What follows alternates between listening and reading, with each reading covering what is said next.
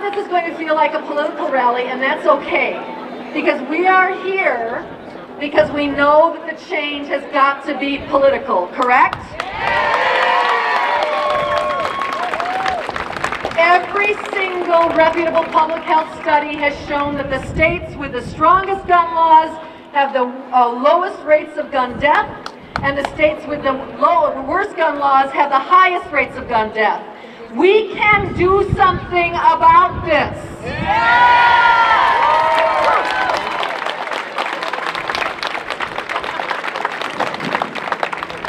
We are so appreciative to have Governor Tim Walz, which we'll be introducing later, and Congressman Dean Phillips, and so many wonderful state-based leaders. Thank you. And in a little bit, we're going to get to hear them all, but we're all here because 39 people died this last weekend in mass shootings, right? And at the same time, in that same weekend, 79 people were shot in Chicago. About 100 Americans died by gun violence every single day. We have not yet, thank God, had a mass shooting that big. So in effect, the daily toll of gun violence is like the worst mass shooting we've ever had. So before we get to talking about laws and change, I want us to spend just a few minutes thinking about those whose lives were lost. Last weekend, but the weekend before, the month, the year, the decade before that. And to do that, we've invited the Reverend Ralph Olson. He is an ELCA pastor. He is a gun violence survivor. His daughter was murdered in the first Craigslist murder. And he is the chair of Protect Minnesota's Interfaith Alliance for Gun Safety. Reverend Ralph. A rabbi was meeting with his students, and he asked them a question. His question was, when do we know that the night has ended and the day has begun? One of his students said, well, when I look out at the fields and I can distinguish between my fields and those of my neighbor, then I know that the day has begun. The rabbi shook his head. Another student said, well, I know that the night has ended when I look out at the village and I can distinguish my house from all the other houses. Then I know the night has ended. The rabbi said, no. Another student said, I know the day has begun when I look at all the animals in the field and I can distinguish between a cow and a horse. Then I know the day has begun. The rabbi said, no. Night has ended and the day has begun when you can look into the eyes of the people around you. And when you do, you see that they are your brothers and they are your sisters. Then we know that the day has begun. All right.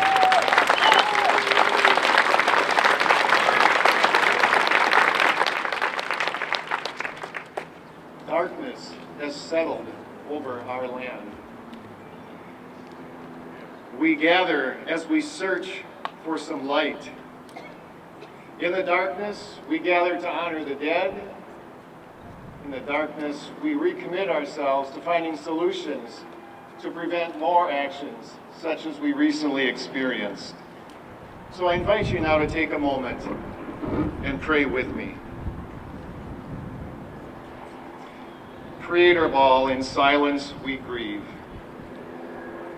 In silence we stand in solidarity with all victims of gun violence. Words are so inadequate, so we pause to breathe before we say anything, before we act. In this quiet, we name the pain and the fear that cripples us. We name the anger that fills us as we scream at the injustice of it all. Amen. We name the victims and we honor their memory. In Dayton, in El Paso, in Gilroy, in Las Vegas, in Newtown, in the streets of Minneapolis and St. Paul, in our neighborhoods. Open our eyes to see that we are brothers and sisters, and that we are all connected to each other. We pray that we might honor those who were killed by taking action to spare new victims. So we pray, give us wisdom, give us courage, give us energy. The night is long. We pray for the daylight to come. Amen. My name is Molly Loyce, and I am the new state chapter co-lead for the Minnesota chapter of Moms Demand Action for Gun Sense in America.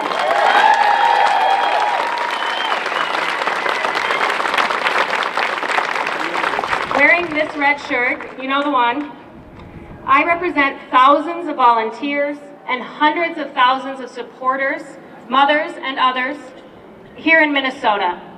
Nationwide, Moms Demand Action has over 5 million supporters and growing.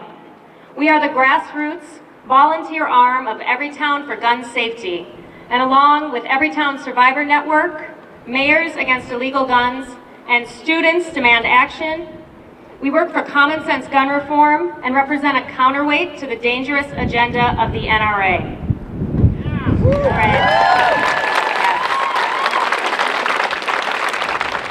I am going to admit to being a little nervous.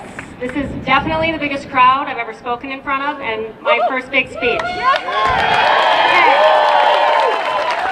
And speaking after me is none other than Gun Sense champion Governor Tim Walz. But I am honored to be speaking to you tonight, to be here alongside Protect Minnesota, community organizations, elected officials, students, and survivors. To be standing firmly with our Latinx community against gun violence and against hate. Just 3 days ago, I was in Washington, D.C., alongside nearly 2,000 Moms Demand Action volunteers from all 50 states in our annual conference, Gun Sense University. We were gathered in a hotel ballroom, eating bag lunches, waiting for speakers, when we were told about breaking news out of El Paso. Active shooter. A phrase we know all too well in America, but one to which we cannot become numb. We watched as tables away, the Texas chapter of Moms Demand Action, their members from El Paso, were seized with the grief and fear that comes with knowing it's your community this time. The rest of us knowing the feeling, it could be our community next time. Moms and students took to the streets, marching to an empty White House, to be heard and seen in protest and in solidarity with El Paso. But by the time we woke up in the morning, it was already next time for Dayton, Ohio. Over 30 people killed and dozens injured in just over 12 hours. We don't have to live like this.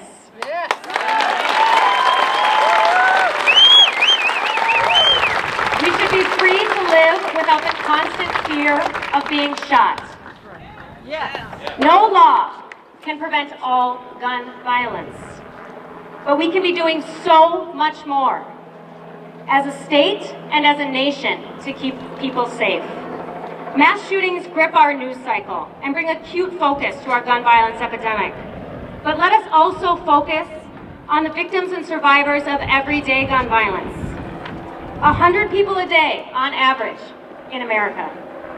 From disproportionate gun violence across Indian country in Minnesota, especially our Indigenous sisters, our Black and brown communities, violence in St. Paul and Minneapolis, in our suburbs, and from Duluth to Rochester and everywhere in between. We don't often know their names and stories, but we know the pain and trauma for families and communities is the same. The phone call saying their loved one isn't coming home. Let us be moved tonight to come together in community, to honor with action in a collective effort to fight gun violence everywhere, to disarm hate, the white nationalism, racism, xenophobia, misogyny, Islamophobia, anti-Semitism, homophobia, transphobia, and bigotry in all forms that fuels violence.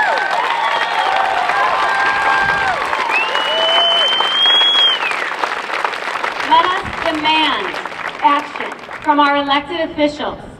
Demand background checks on all gun sales. And strong red flag laws. We are grief-stricken. We are angry. And it's sometimes scary. But we are determined. And by this crowd, I know we will keep showing up. Thank you. Good evening, Minnesota. Good evening. We're back here again. And when I look at this beautiful building, we see our flags once again flying at half-staff. And the sadness and the anger and the primal rage that every time you see that, knowing what that symbolizes is, that's a birthday that'll never happen. That's a wedding that'll never happen. That's a grandparent that'll never hold that child. And I think right now, of all of the blessings that we have, and Gwen and I are going to get to watch our oldest daughter, Hope, go to the University of Minnesota and start her life off. That flag flying up there means all those people who will never get that. They'll never see it. And our son Gus will be starting 7th grade here in a few weeks. Gus is the same age as the Sandy Hook children who would be entering 7th grade along with him. So many of you have been here so many times, and so many people are going to stand at this podium like Sammy and have to relive the death of his beloved father. We watch the same old stories. They tell us, boy, this is a complex issue. What can we do about it? You know, if we pass a law, we won't stop all of them. You know, the same logic that says, well, we can't stop all auto accidents, so we should just drive on sidewalks. We should just let people do whatever they want.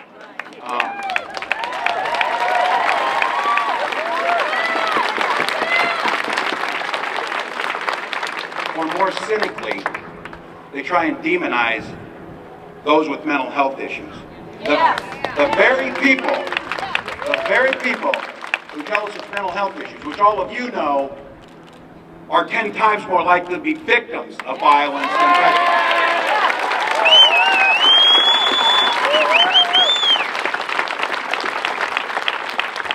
But it's a far more cynical thing on mental health care, because the very same people who hide behind that are the ones that wish to defund the very health care that provides mental health care.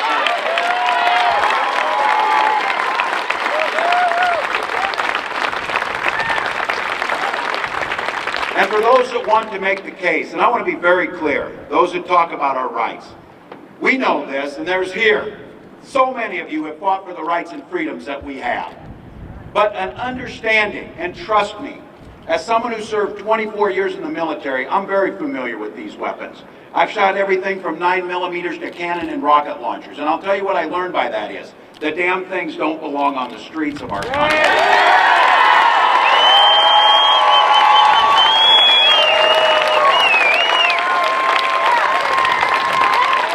I also know I spent a lifetime enjoying the outdoors and the freedoms that come with responsible firearms ownership, of hunting with my father, of being able to do the things that you enjoy doing in the outdoors and protecting them. And guess what?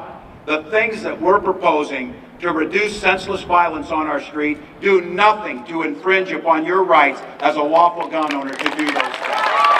Nothing. And I would say for all of us, and all of the elected officials who are here, and all of you who got here, this rally talked about not lowering the flags in honor, not even taking a moment of silence. I think that the call to action by Protect Minnesota Moms Demand Action was honor their memory by action in doing something. That's what they asked.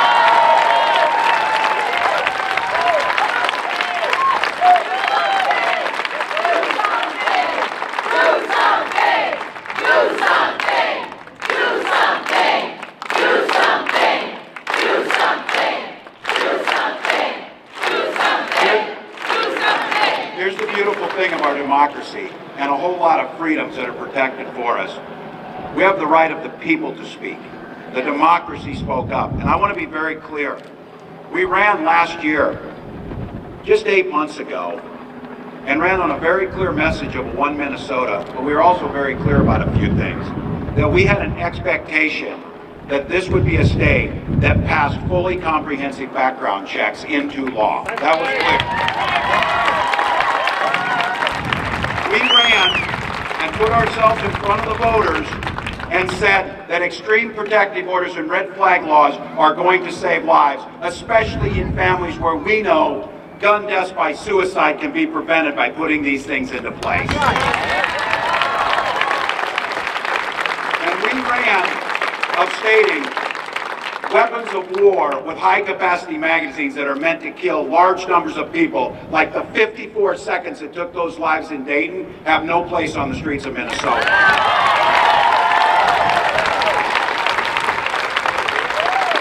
And then we trusted the voters, and they came out, and 1.3 million of them, 300,000 more voters than any time in Minnesota's history, voted for those issues.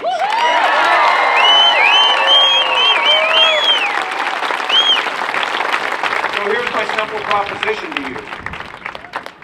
The leadership in the House of Representatives, by Speaker Melissa Hortman and the members of the Minnesota House of Representatives, took the issue up in committee and passed it out and stood ready to pass this forward, those two pieces of legislation.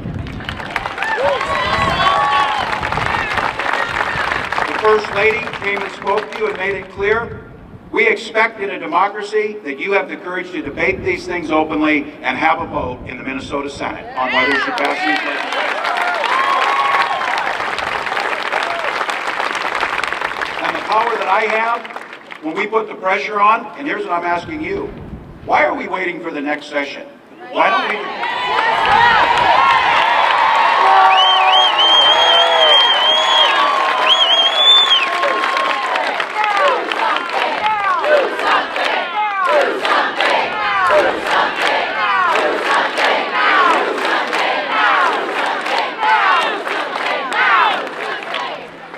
We got 35 folks in the Senate that didn't want to vote on this. My guess is a lot of them are thinking through this. Here's my call to action for you. Let's get on the phones, let's make our case, let's get out there and talk to neighbors, because here's how quickly we can change things. If we wait for DC to change it, and thank God we have champions like Dean Phillips who are making a difference. Dean will do his job, but we know, and we've seen this, and I'll tell you what, I'm not waiting on Mitch McConnell. I trust Minnesotans to fix it. So here's the deal. Bring them back. We'll bring them back here. Let's have the vote on red flags and background checks. And with this pen, we'll sign it into law, and we can do it this week and finish it. Do something now. Hello, everybody. I want to take a second to look around because I want to remember this moment. I want to remember this moment because this is a beginning. And change is coming, my friends, and it's not going to be easy. It's going to take relentless work. And I ask all of you to join me because I am sick. I am sick of crying. I am sick of tweeting after every massacre. I am sick of worrying about my own children, about your children, about your grandchildren. I'm sick of talking to teachers and students afraid to go to school. I'm sick of talking to families afraid to go shopping. I'm sick of talking to teenagers afraid to go to a music festival. And what do we do in this country when we're sick and tired of something? We do something, not nothing. And we're about to.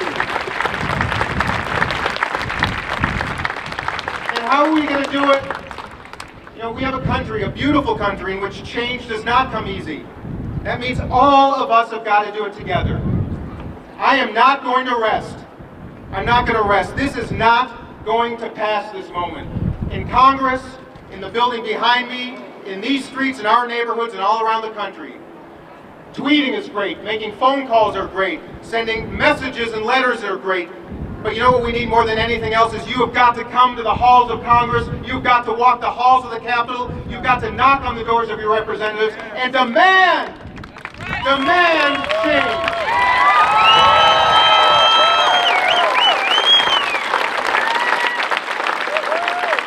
And we're not going to do it by demeaning people, and we're not going to be doing it with anger, we're going to be doing it with love.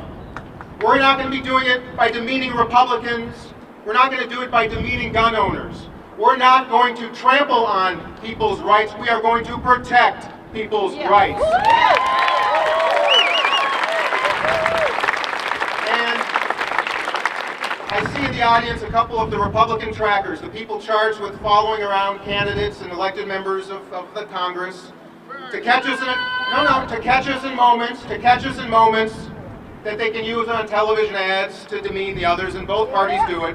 But I'm here to ask and extend an invitation to my Republican friends, who are parents, who are Americans, who are decent people too. Join us. Join us.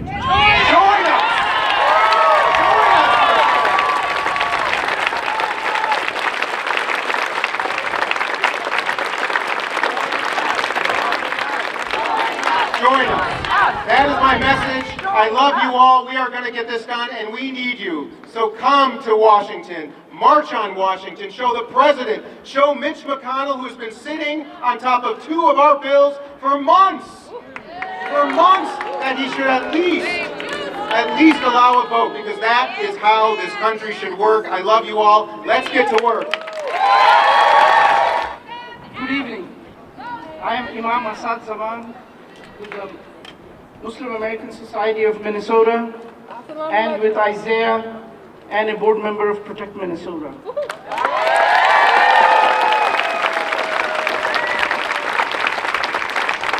But today I don't want to speak to you as Minnesota's Imam. I want to make a confession to you. I confess I am one of those Minnesotans who does not want to get shot.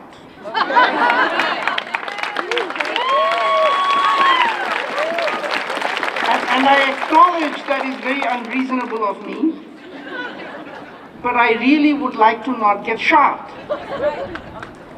And I've been told that there are other Minnesotans like me that also don't want to get shot. I heard that somewhere.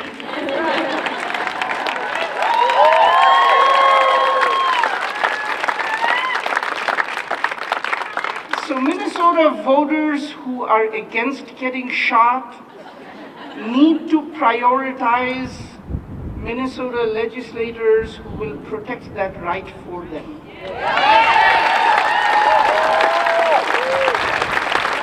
I think they're called gun sense voters, but what do I know? I have another confession to make. As many of you may have noticed, I'm not white. And the white supremacist ideology scares the bejesus out of me.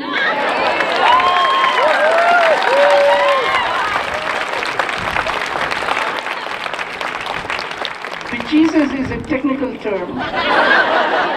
It means I'm very, very afraid. We are too! Yes. But see, I want to ask this question.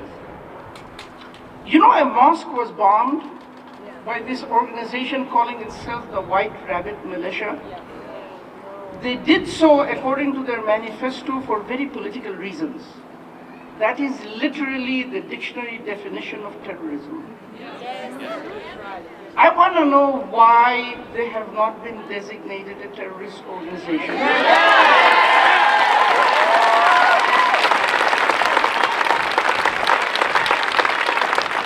I want to know why those who funded them and provided material support for them have not been arrested. And I want to know what it will take for us to enact common sense legislation. Thank you, Minnesota. My name is Ryan Winkler. I'm the Majority Leader of the Minnesota House of Representatives.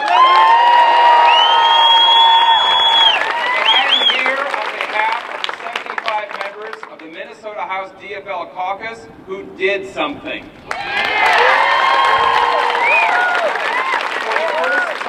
decades, meaningful gun violence prevention legislation passed the Minnesota House of Representatives this year. With the leadership of many members, one of whom you'll hear from, Representative Dave Pinto and Representative Ruth Richardson, we passed universal background check legislation. And we passed a red flag law that will work and protect people's rights.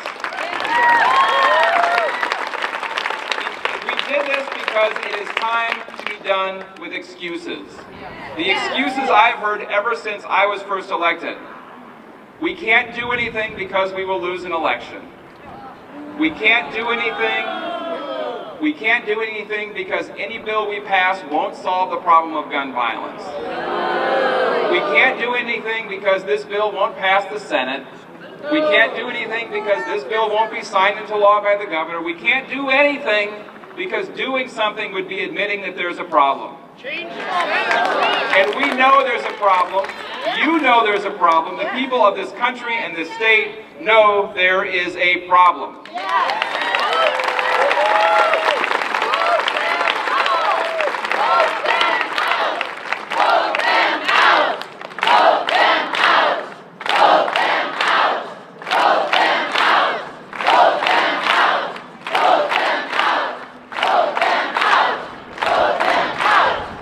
That is what it's going to take.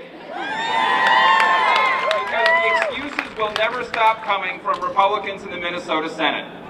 If only you would pass a bill as a standalone, then we might take it up. Oh, it can't be part of a larger public safety bill because it doesn't belong in that bill. We can't do anything.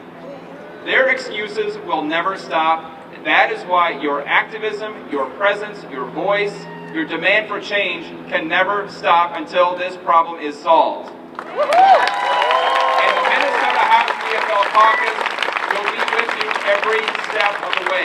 We are not going to stop. We are not going to slow down. We are not going to falter. We are going to keep passing these bills until the Minnesota Senate passes the bills and they become law under the signature of this governor. Thank you very much. My name is Ron Latz. I'm a state senator and the chief author of the background check and the red flag bill in the Senate.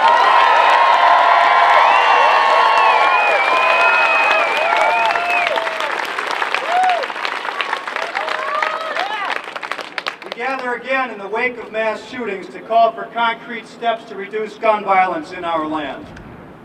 It is an abdication of public leadership to refuse for years to conduct Minnesota Senate hearings on two demonstrably effective tools to reduce gun violence. Majority Leader Gazelka has stated repeatedly that he will consider proposals that have bipartisan support. By that, I think he means explicit support from individual members of his Senate Republican caucus. That, however, presumes that his caucus members accurately reflect the views of the constituents they represent. On this issue, they don't.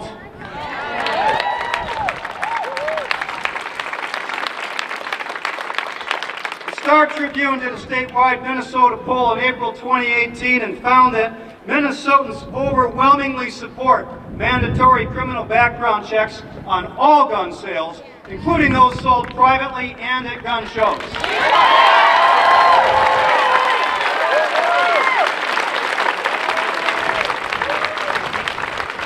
96% of Democrats, 86% of independents, and 86% of Republicans.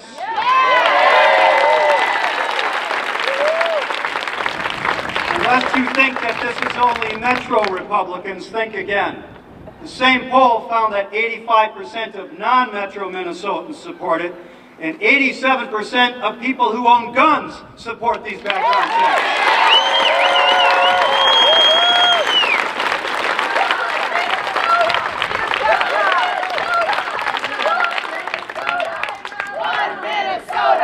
One Minnesota. One Minnesota. One Minnesota. One Minnesota. Now let's consider the Extreme Risk Protection Order, or Red Flag Bill. It too is bipartisan. As of today, 17 states have some form of a red flag bill or law.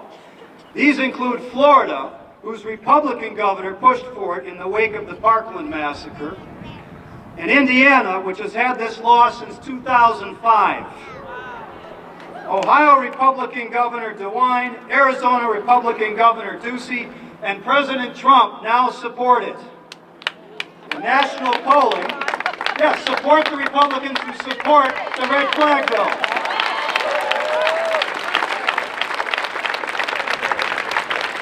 National polling backs this up.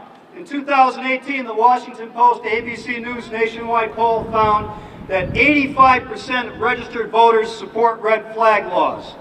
92% of Democrats, 84% of Republicans, 81% of conservatives, 85% of suburbanites, and 81% of rural voters. Majority Leader Gazelka, your test has been met. Both bills are bipartisan. So Majority Leader Gazelka and Senate Judiciary Chair Limmer, you have a serious job to do. It involves more than just saying no. It is your responsibility as serious public policy makers to look for evidence-based, effective, and bipartisan solutions to gun violence.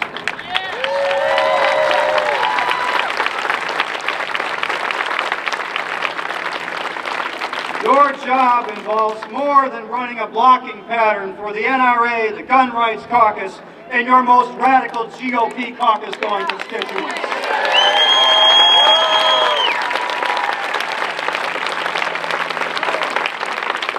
Your job, ultimately, is solving community problems, not political problems. Now, we would love to work together with you to pass these bills, just as we took into account the views of your members and gun advocates to craft these bills. That's right. Any objective view of the content of these proposals and their adjustments over the years will recognize the move toward the center, the moderates, the middle of the road, the respect for Second Amendment concerns, the input of centrist legislators from your party and ours. These bills focus on the people that pull the triggers.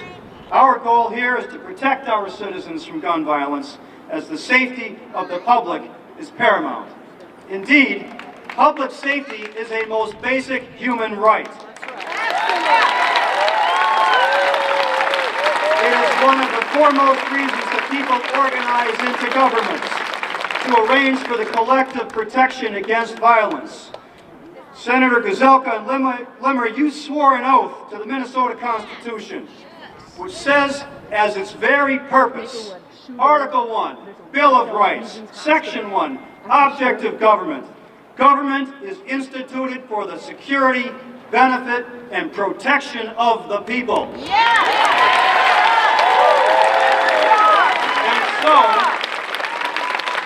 so, to those who say that these gun violence reduction proposals are an infringement on gun owners' rights, I say this. The time has arrived in Minnesota for this legislature to get out of the shadow of gun rights and to walk forthrightly into the bright sunshine of human rights. It's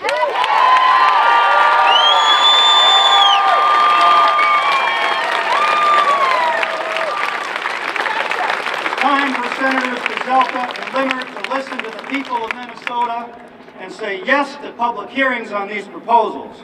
And if our current Senate leadership can't lead us there, then at least get out of the way and we will do the leading.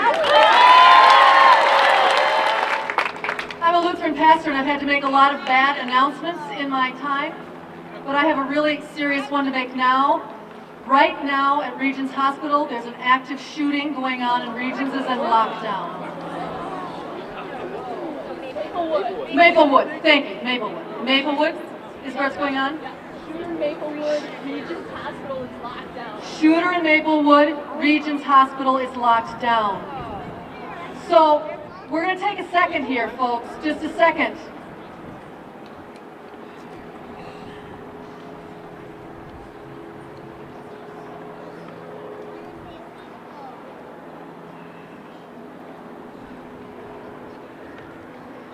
I hope during this time, while you're thinking about the people that may have be putting their lives at risk right now, while you're thinking about the first responders that are going to have to risk their lives to go deal with this, I hope you're also spending a moment to think about what the hell we're going to do to change this situation.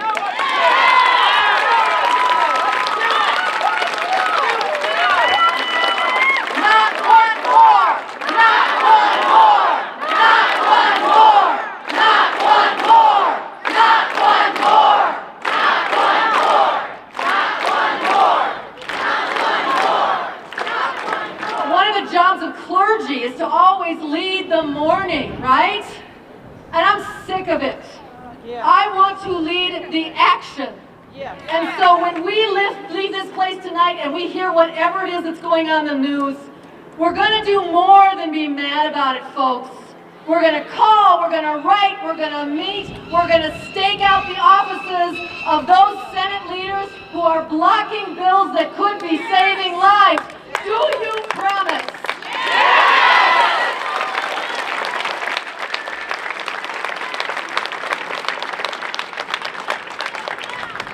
We're going to continue. We will keep you updated when we know more about the news. Right now, we're going to hear from a champion of gun violence prevention in the House, Representative Dave Pinto. Good evening. This is that's some pretty difficult news to follow. We're going to keep on going because, of course, that's what we have to do day after day after day and week after week after week. My colleague, Representative Ruth Richardson, and I are the authors in the House of the two bills that you've been hearing about, criminal background checks and extreme risk protection orders. And I want to acknowledge that we are joined today by some amazing gun sense champions in the Minnesota legislature. I've been given permission to acknowledge a number that we've got Senator Matt Klein, and I see Senator Dick Cohen up here. Giving in shortly, Representative Jay Cleburne and Kelly Morrison. Yeah, please clap to them. We've got Representative Robert Bierman. We've got Senator Melissa Wickland. Champion North Minneapolis, Representative Ray Dean is here. We've got Representative Lori Pryor from Western Southern. We've got Senator Jim Carlson here. We've got Representative Mike Howard. Representative Frank Hornstein from Minneapolis. We've got Senator Scott Dibble. Representative Mike Freiberg is here. Oh my goodness, Senator Greg Clausen is here. We get to applaud him as well. Oh, and Representative Carly Katiza-Mattoon is here as well. Dangerous. Oh, and Representative Kelly Molan from Shoreview. And Representative Lori Halverson is here as well. And Representative Hunter Gantrell. And Jim Downey is here. And Representative Aaron Cagle is here. And Representative Hodan Hassan is here as well. And Representative Jamie Long is here. I did get Robert here. Oh, and Representative Peter Fisher. And I will note, and Representative Sandy Mason. Oh, over there. Oh. Representative Mahmoud Noor is here.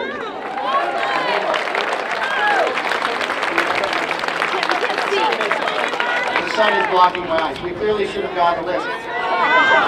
Oh, and Representative John Lesh from St. Paul is here as well. So we're going to hear from some other elected officials shortly as well. I want to acknowledge that we have so many champions, and of course you heard from our majority leader, Representative Ryan Winkler, about the progress made in the Minnesota House. For my part, I serve as a prosecutor outside my work at the Capitol. I specialize in prosecuting gender violence.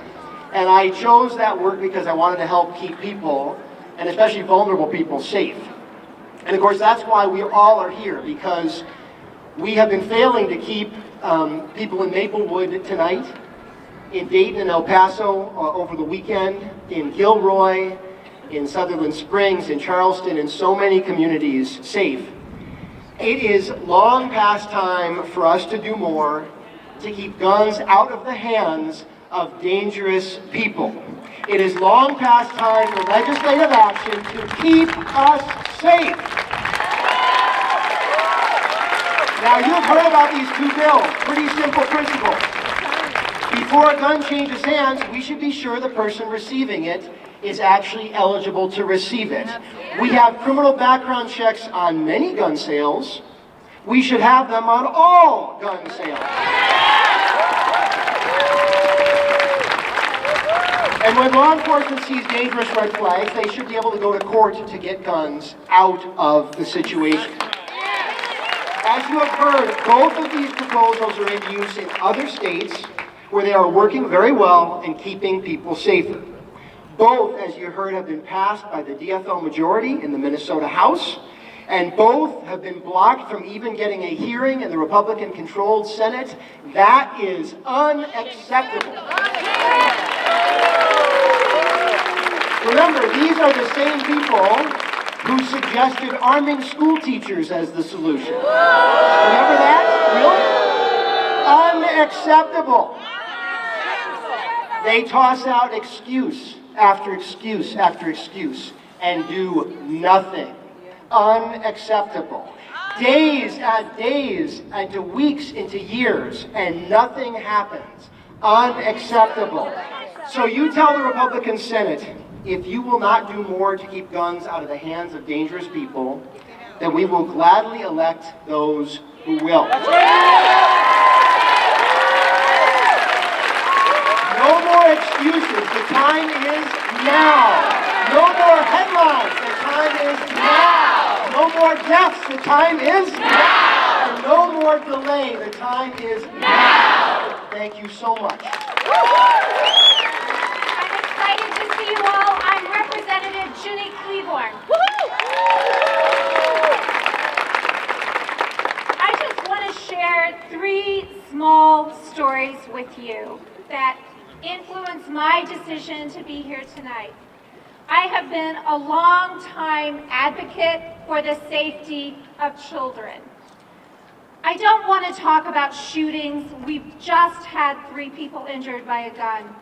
But what I want to talk to you about is the PTA meeting that I went to, where the principal was so excited that he could explain how well our kindergartners have learned to zigzag run.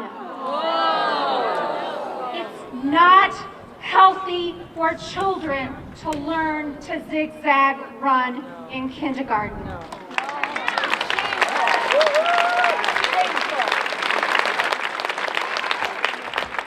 I want to tell you about the woman who came to our Food and Agriculture Committee this year, who received a text from her husband who said to us, "You will find my body on this road.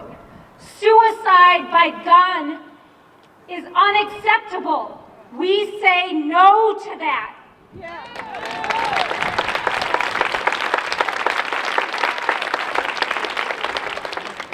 The last story I want to tell you is about reading the obituaries. I have a habit of reading obituaries. I think it honors people's lives. But I never expected to find the classmate of my son who had been shot on a weekend going out with her girlfriends. She is no longer with us. A celebration of young women getting together and celebrating their lives should not end in gun violence. I say no. I ask you to say no. No. Carry these stories with you. These are stories about our children and the long-term damage that will come to them from being afraid to go to a movie theater. Stopping to say, will I go to the grocery store with my uncle or will I die at the grocery store? That's not healthy for children. This is about our future. Stand with us. Thank you.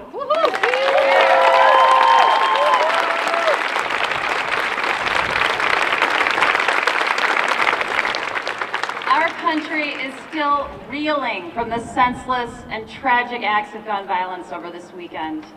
This is a national public health crisis, and we need to take action now.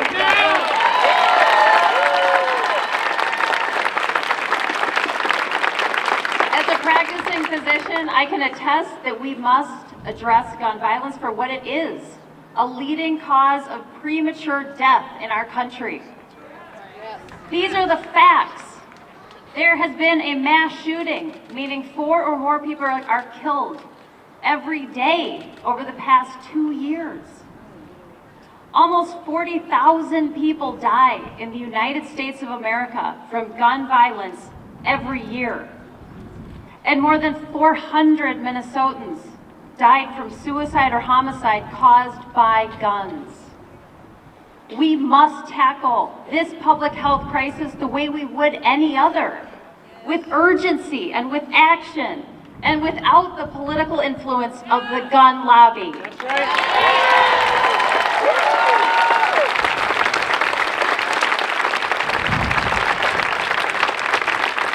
Gun violence is preventable, but it won't happen in a vacuum. We must adopt measures that can save lives. We must commit to common sense solutions like criminal background checks for all gun sales and extreme risk protection orders to keep guns out of the hands of people who are a danger to themselves or to others. These bills were passed during the 2019 session, but the Republican-led Senate blocked them. I call on all of you to call Senate Majority Leader Paul Gazelka and ask him to hold hearings on these life-saving measures.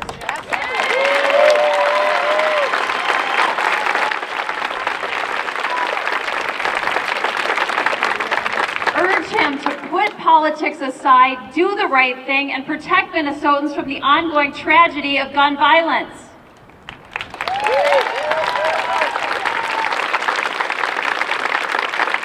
As a doctor and a mom and a Minnesotan, I demand action now. Good evening. My name is Sammy Rachamim, and I work for the JCRC, the Jewish Community Relations Council of Minnesota and Dakota.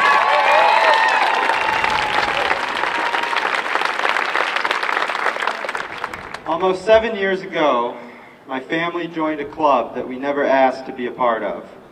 And with each passing day, dozens more American families are forced into this club. Almost 7 years ago, my father was murdered in a workplace shooting in Minneapolis. Losing my father, who I called Abba, the Hebrew word for dad, tore a hole through my life that can never be fully repaired. From the major milestones to the mundane moments of everyday life, the grief experienced through his absence is hard to put into words. I miss his sense of humor, his cooking, his stories of growing up in a small farming community in Israel, the only Persian family amongst Moroccan and Hungarian immigrants. For all those who loved him and were enriched by his friendship, his generosity, his passion, living without Reuven is like living without a part of ourselves. So each time I read about a shooting or hear one at a rally like this, in our community or around the country, it doesn't take much imagination to empathize with those Americans whose lives have been shattered by gun violence. Take the family, for example, of Jorge Cavillo Garcia, who was murdered in El Paso on Saturday. Mr. Garcia was 61 when he was killed, the same age my dad lived to before an angry man with a gun likewise ended Abba's life. The Washington Post wrote a few paragraphs about each of the victims from El Paso, who deserve our attention far more than the shooter does.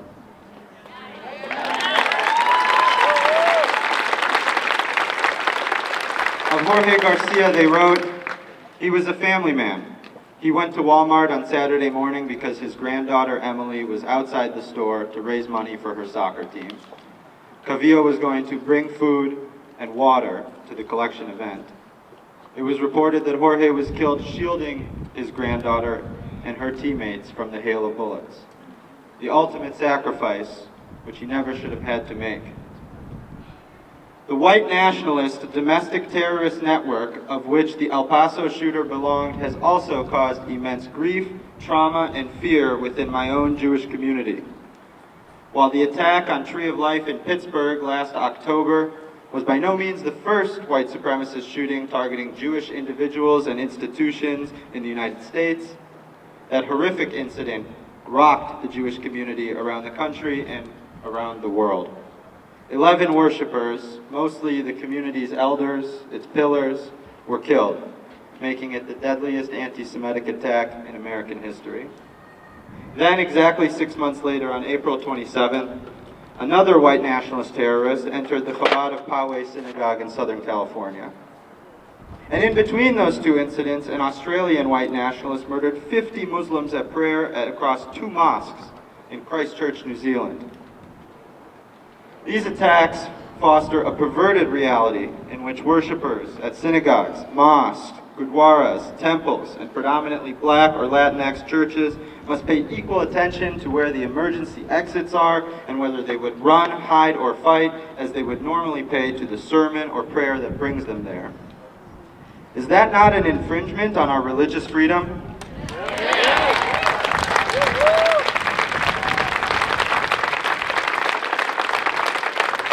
This legislative session, the JCRC was proud to work on a bipartisan basis to allocate funding that enables houses of worship to enhance their physical security. But these security enhancements are simply one piece of the puzzle. Passing evidence-based gun violence prevention legislation that Governor Walz and our legislative leaders have called for tonight is an obvious component of safeguarding our communities.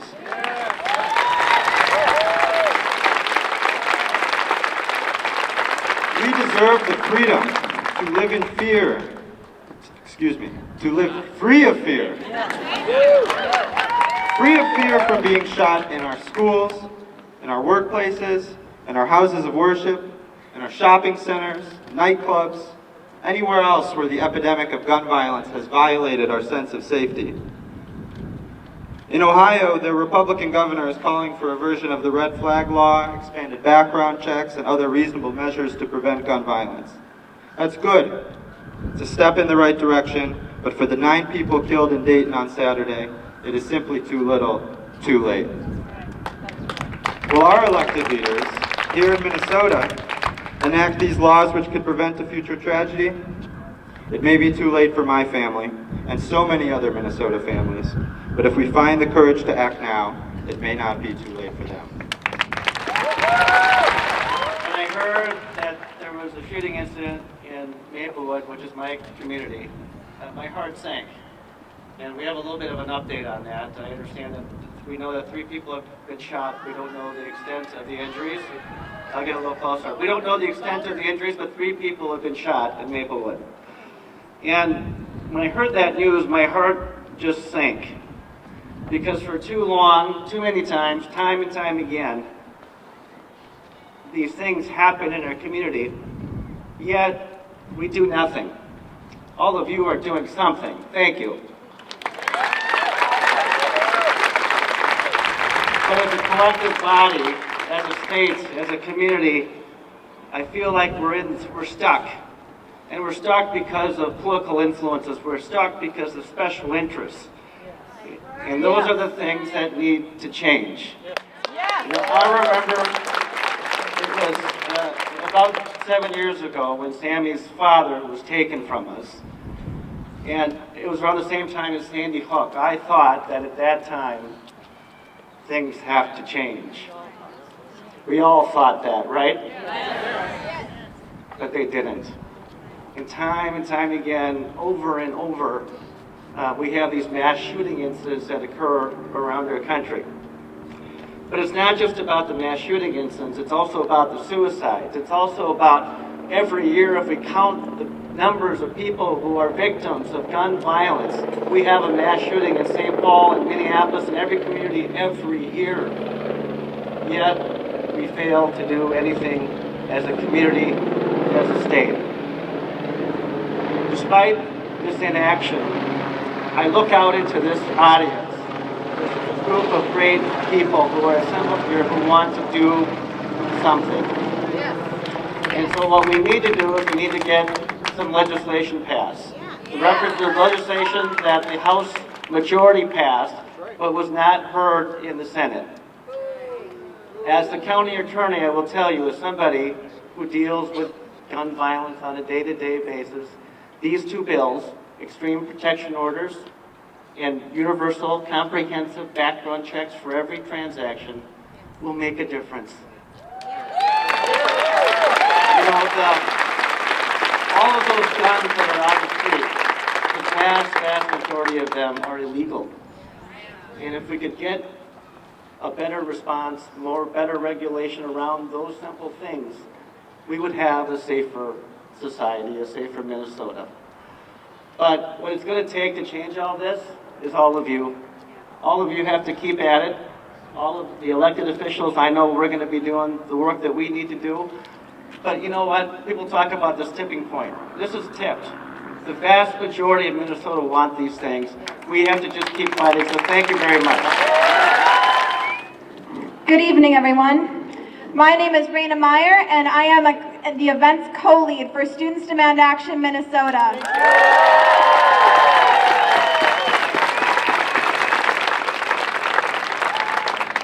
When I heard about the recent shootings this weekend with Molly, surrounded by tireless gun sense advocates, I felt numb. I felt that maybe I hadn't done enough to prevent another shooting from occurring. The sad truth is that while I feel the weight of that responsibility, many with the true power and responsibility to do something about it continue to do nothing.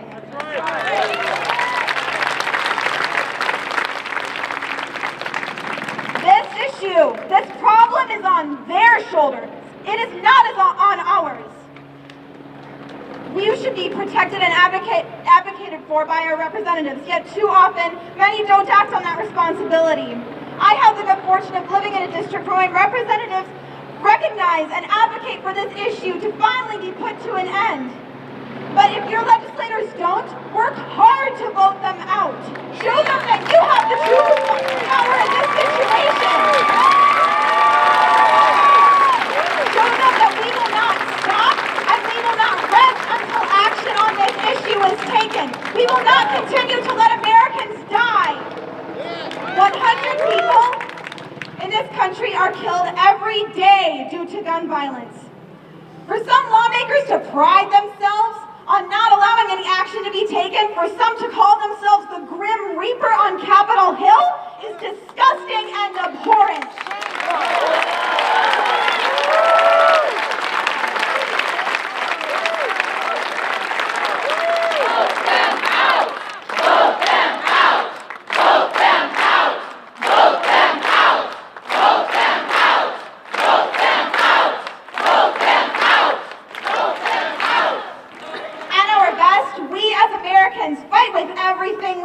To make our country better. That is patriotism. That is patriotic. Dissent is patriotic.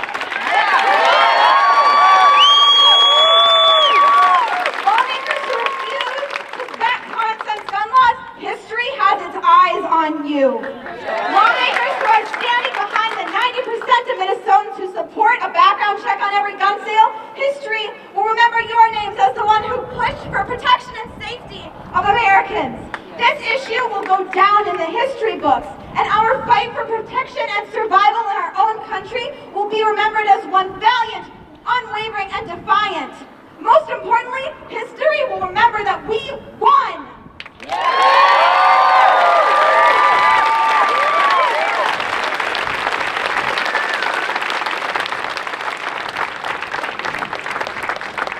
The president does not have the courage to denounce white supremacy in all of its forms, despite that it's killing Americans. Let's show him our courage in denouncing it right now.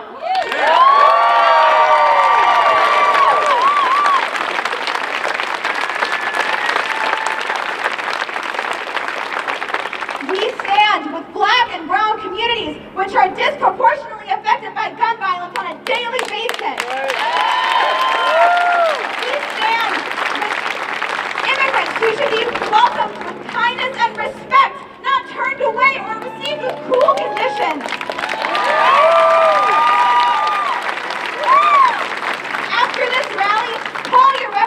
representatives. Thank them if they support the common sense gun laws that we need. Call them, write them, go to their offices. Show them that this is the final tipping point.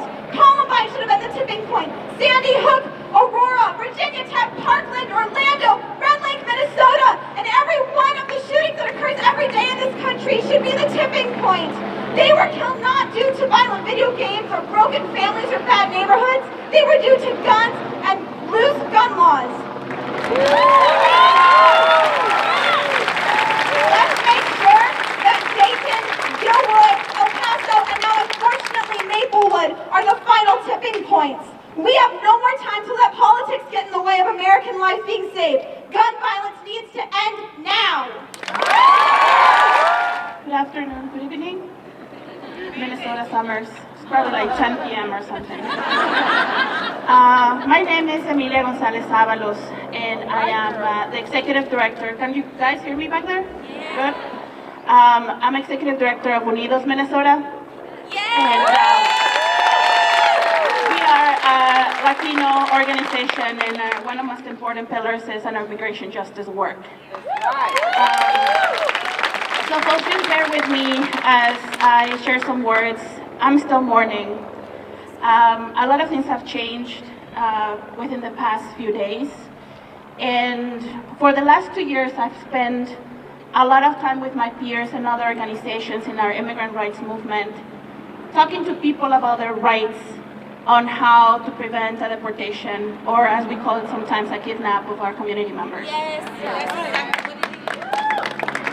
And as the events on Saturday came into light, some of us got together to discuss that now, not only that, but we also have to be talking to our folks about emergency drills. And our hearts sank. I think many of us are still dealing with the trauma and the pain, because there's enough expressions of disdain and otherizing already in our community. And then here's another exercise, a very visible and clear exercise of violence to tell us yet again that we're not welcome here.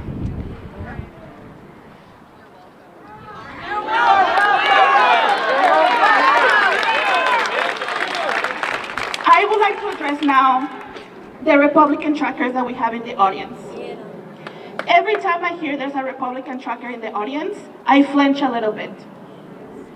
Because in the past I was fearing that every time I am in some kind of video, someone was gonna come at the door and take me from my family. Now I fear that these images and these words that will probably be weaponized can lead also to a shooting and death of our community members. I am making you responsible, truckers, if anything happens to one more person of our community.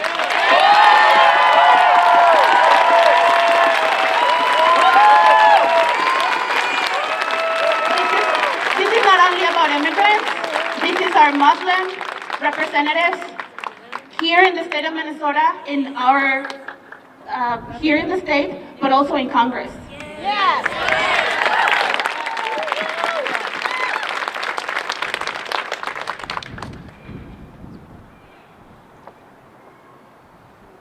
It is very hard right now to talk about these issues. And something that I have struggled as I make sense of the news is that it is so damn easier to get a gun than a fucking immigration status in this country. It is so easier for me as an undocumented person to get an assault or military weapon in a store than to actually make sure that I am here for my kids to protect them as a citizen of this country. And that has to change.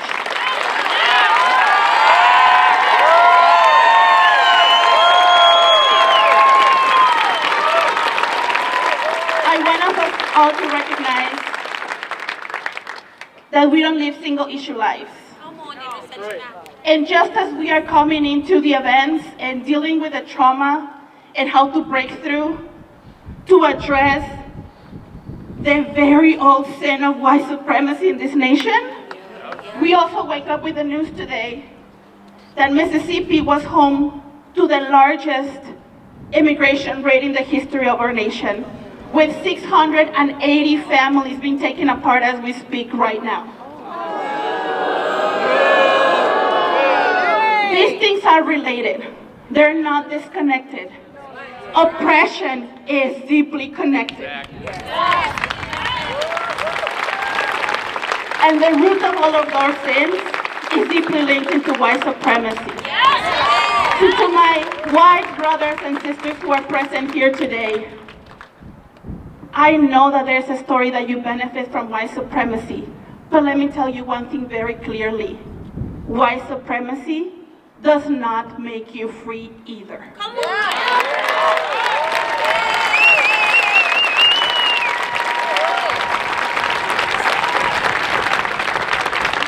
Every single exercise of anti-Semitism, every single exercise of anti-Blackness, of anti-immigrant and refugee is deeply rooted in a very dangerous ideology. And as we clearly state that there's no room in civilian life for assault weapons, we must structurally address white supremacy as a system that is killing us all very slowly.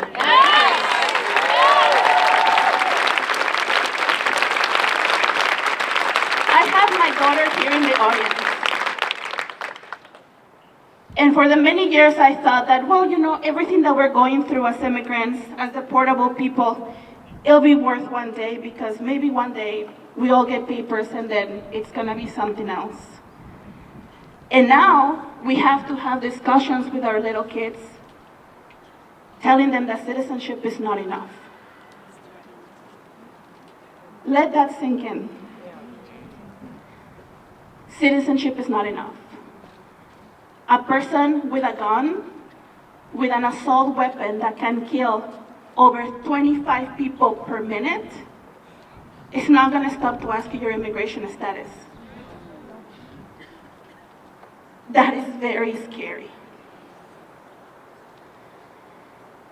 I want to end just saying that just as you can see many people taking risk, being Black, being undocumented, being queer and trans, taking the lead of the movement to the America we deserve, because we deserve it. Let's reckon with the history of the America that cannot ever be again.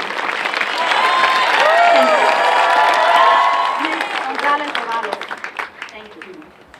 Thank you.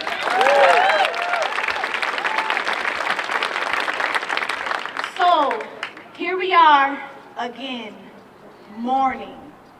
I envision the day that we can all collect here on the steps of the Capitol in celebration for 0 lives taken by gunfire.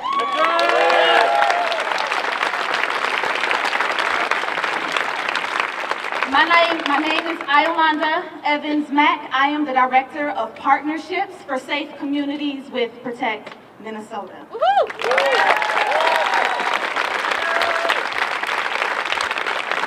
The Dalai Lama says change only takes place through action, not prayer and meditation alone. The Bible, James 2:26 says faith without works is dead.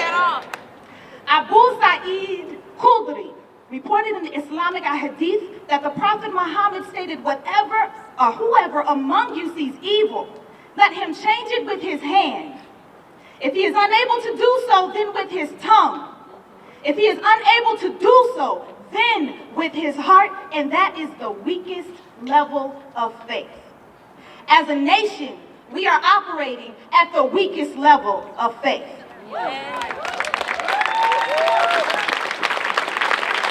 So I question our elected officials and stakeholders in our nation and our state who have the power to change, but choose to only think and pray and block. I question how much longer will you respond with thoughts and prayers and no action?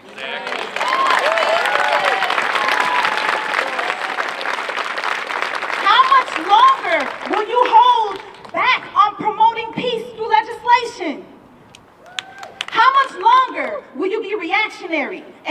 definitive.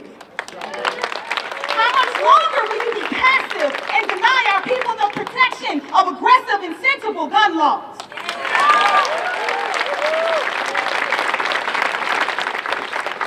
I am a college-educated African-American woman married to an African-American man with a master's degree. My husband is a professor at Concordia University.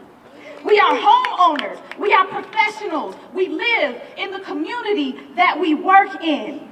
And yet we are left explaining to our 5-year-old and our 9-year-old why 3 bullets came through our home, through our bedroom, while we were sleeping in our home on a night in November.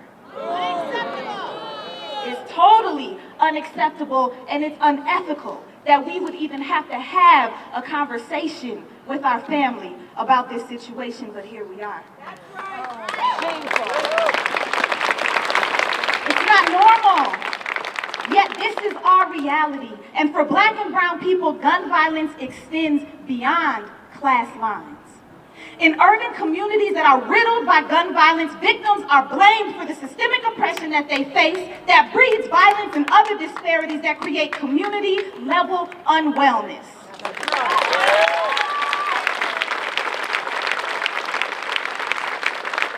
Victims become invisible, and their deaths are expected. Their deaths are rationalized and judged as if their lives were not worth living. That's my daily reality as I drive through my neighborhood past the many street corner shrines erected for loved ones lost to gun violence. We know that there are ways to prevent gun-related violent tragedies like this from happening on a state and on a national level.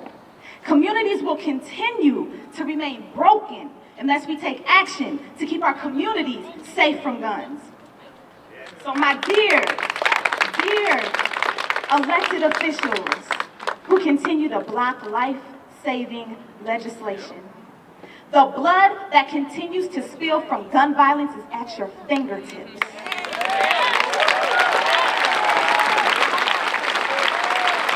You are responsible for the mourning and the pain of the nation on this day.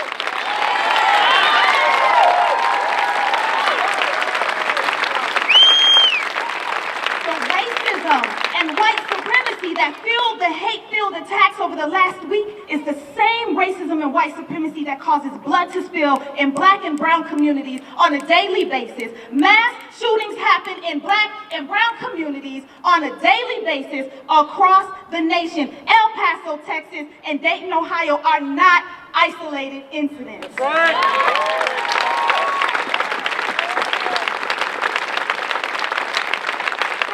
We don't need any more thoughts and prayers. We need you to honor them, to honor us with action against gun violence and hate.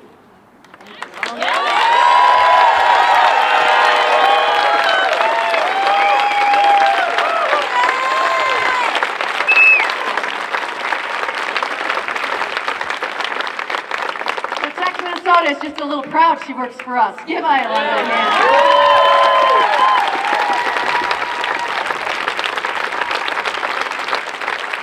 So it's getting dark. It's about time for us all to drive home. We will drive home in lethal weapons, and yet we will get home safely because cars are well regulated.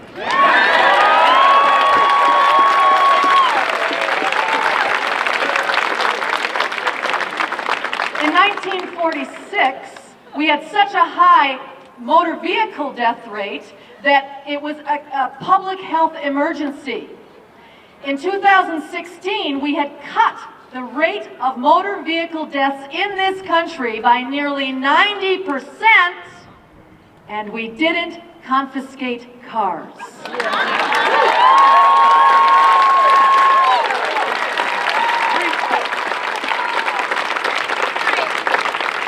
So we're going to say some thank yous, we're going to do some hugging, we're all going to sign up for Protect Minnesota and Moms Demand Action because we work together, and together we are strong.